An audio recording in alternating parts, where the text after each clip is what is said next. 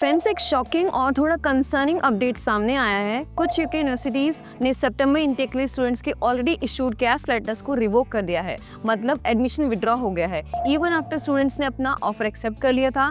ये बहुत बड़ा इशू है, स्पेशली उनके लिए जो अभी वीजा अप्लाई करने वाले थे।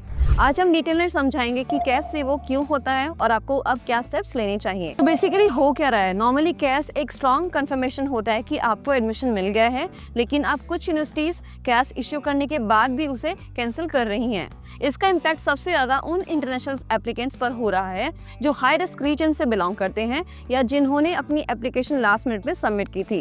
यूनिवर्सिटीज को लगता है कि अगर कंप्लायंस इश्यू हो जाए तो यूकेवीआई साइड पे प्रॉब्लम आ सकती है, इसलिए वो स्टूडेंट्स को फिल्टर कर रही हैं। What are the main reasons for CAS revocation? First could be seats full और ओवर बुकिंग इशू। सितंबर इनटेक में डिमांड बहुत ज्यादा होती है। जब मैक्सिमम कैपेसिटी क्रॉस हो जाती है तो वो स्टूडेंट्स जिन्होंने फी डिपॉजिट या वीजा एप्लीकेशन डिले किया तो उनका कैश कैंसिल कर दिया जाता है। तो दूसरा रीजन है document verification.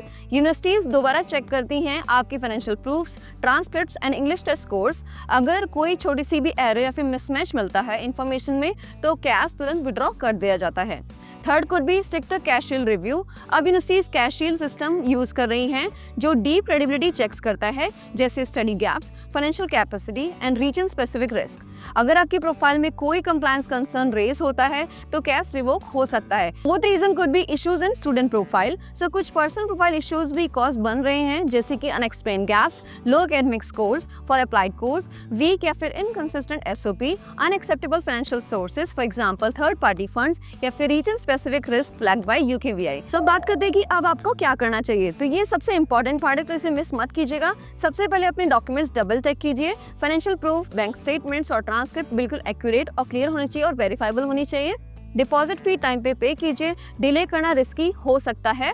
Visa application cash के तुरंत बाद फाइल कीजिए, डिले करने से चांसेस बढ़ जाते हैं कैंसिलेशन के। अपनी एसओपी स्टडी गैप की एक्सप्लेनेशन क्लियर रखिए एंड अगर आपकी प्रोफाइल में गैप है तो उसको प्रॉपर्ली जस्टिफाई जरूर कीजिए। रेगुलरली अपनी यूनिवर्सिटी से कांटेक्ट में रहिए, अपडेट्स मिस मत कीजिए, स्पेशली जब इनटेक क्लोज होने वाला हो। सो फ्रेंड्स, अगर आपका कैश रिवोक हो गया है या फिर आपको लगता है कि आप रिस्क कैटेगरी में आते हो तो इमीडिएटली अपने काउंसलर या फिर एडवाइजर से बात कीजिए। टाइमली करेक्शन से आप इनटेक डेफर कर सकते हो या फिर रिफ्यूजल अवॉइड कर सकते हो। एंड हमारी एडवाइस ये है कि आप प्रोएक्टिव रहिए, लास्ट मिनट पे कुछ भी मत छोड़िए। यूके एडमिशंस अब बहुत स्ट्रिक्ट हो गए हैं और सिर्फ प्रॉपर्ली प्रिपेयर्ड स्टूडेंट्स को ही प्रेफरेंस दिया जा रहा है। सो उम्मीद है आज के वीडियो में आपको कैश रिवोकेशन के रीजंस और सॉल्यूशन समझने में हेल्पफुल रहा होगा।